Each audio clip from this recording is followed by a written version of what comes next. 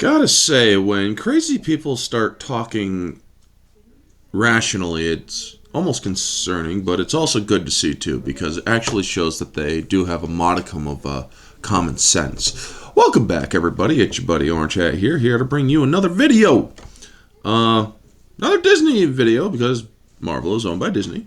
Disney Marvel star and overall psychopath Mark Ruffalo says MCU's Disney Plus output killed its mystique. Unsure if course correction can restore franchise to what it was. By this point, nothing can fix the MCU because they chose to go with the Incursion arc. The Incursions arc was one of the most, it's called writing yourself in a corner, because you are expanding beyond all of these different universes colliding with each other. And how do you fix something like that, you know? You need, a game I used to play, Marvel's Avengers Alliance, had Adam Warlock as one of the last heroes you can get, plus the only hope to save to save the universe from incursions. And yet that was also the end of the game because the game was ending at that time.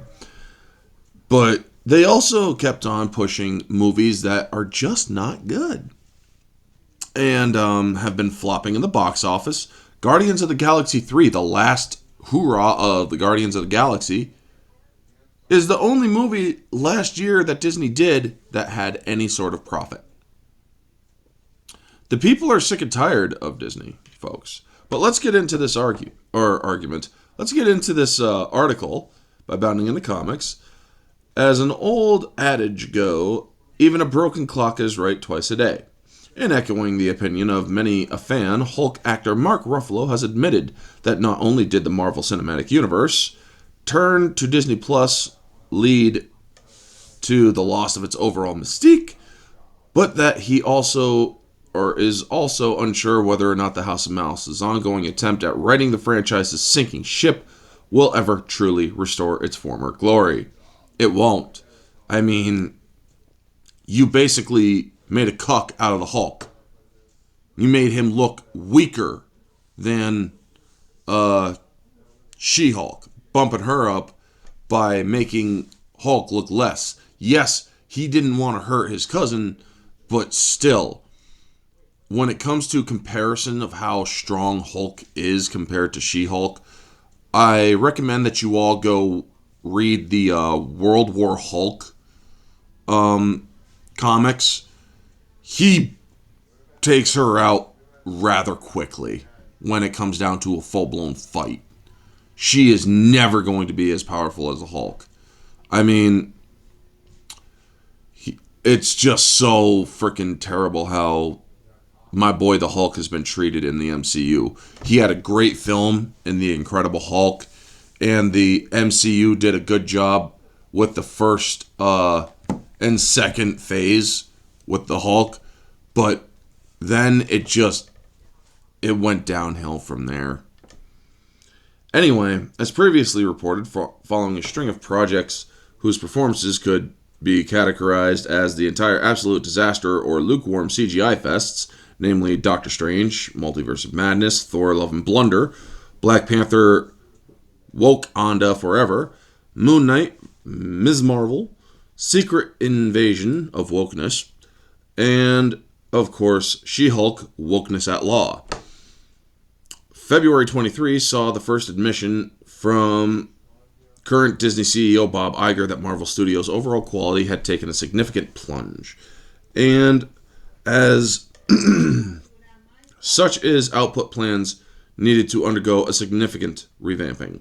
We have to be better at curating the Disney and the Pixar and the Marvel and the Star Wars of it all, Iger said during Q1 2023 earnings call. And of course, reduce costs of everything that we make. While we are extremely what's proud on the screen, I'm guessing he meant proud of what's on the screen, it's gotten to a point where it's extraordinarily expensive. Well, stop doing all that money laundering. We want our we want all the quality. We want the quality on the screen, but we have to look at what they cost us. That same month, Marvel Studios boss Kevin Feige confirmed to Entertainment Weekly that his team had already begun working towards fulfilling Iger's desire for content creation. We want Marvel Studios and the MCU's projects to really stand out and stand above. That, or said the baseball cap producer. So people will see what, or that as we go further into Phase 5 and 6. The pace at which we're putting out Disney Plus shows will change so they can each get a chance to shine. Nothing you have put out that is on Disney Plus has shined.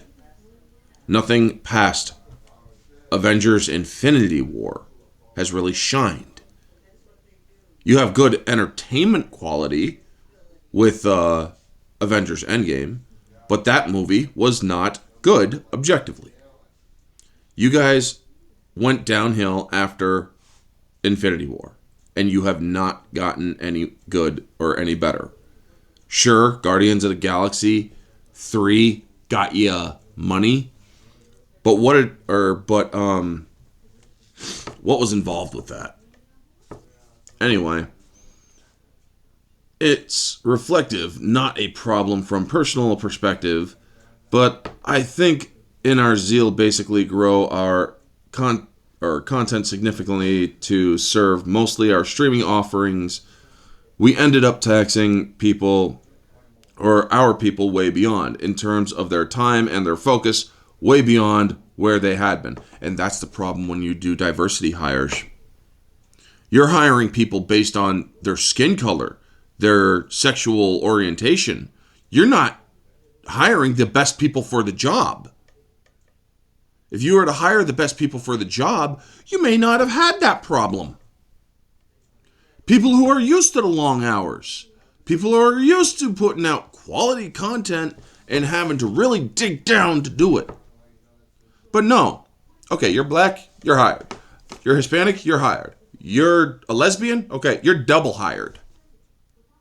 That was Disney's model, folks. You're white. Well, we're not exactly hiring right now. The position you're applying for isn't available anymore. Yeah. Sorry. Better luck next time. That was literally the Disney hiring policy. That's not a joke. As exaggerative as it seems, that's not a joke. That's literally what they did. I mean, there are videos all over that actually reveal their hiring policies. Go check them out for yourself. And while these supposed course corrections have yet to bear any fruit, the first likely showcase of this will likely be Daredevil Born Again. The aforementioned Ruffalo is unsure whether they will actually benefit the MCU in any way. Offering his thoughts on the current state of the MCU during a recent retrospective interview given to GQ's Olivia Alvenden, the franchise's least favorite actor to portray the Jade Giant, opined, "I think its expansion into streaming was really exciting, but the thing about Marvel movies is you had to wait 3 years, and that created a mystique."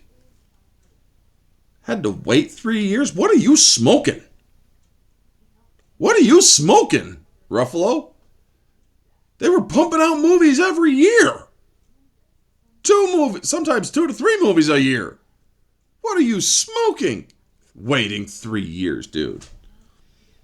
These corrections could be really positive things. He then opined of Marvel Studios' ongoing creative restructuring. What it will be, or will it be what it was? I don't know. Jesus Christ. Turning to his own future as Dr. Bruce Banner, while the actor did not comment on his future appearances as a side character, he instead admitted in that light that a massive spending reduction sought by Disney as part of the restructuring is unlikely his gamma-radiated alter ego will ever return or receive another solo film. I already covered all of that, but I will put a link to it up above at the top of the screen here. So, yeah, he's actually admitting that Disney is on the decline. And he doesn't even know if a course correction is going to do anything about it or fix it. And that's pretty interesting when somebody like Mark Ruffalo, who has been the biggest shill for Disney, is coming out and saying that. He's actually being real for once. And as much as I detest the man, I gotta give him credit where credit is due. Anyway, folks, that's going to be the video. You all know the drill. Like, comment, subscribe, share, all that jazz. Let me know your thoughts down in the comment section below. What do you think? Do you think Mark Ruffalo has a point? Is there any saving Disney at this point? Is there any saving the MCU? Let me know your thoughts down in the comment section below, folks. This has been Orange Chat. Y'all have a wonderful day, and always remember to stay humble.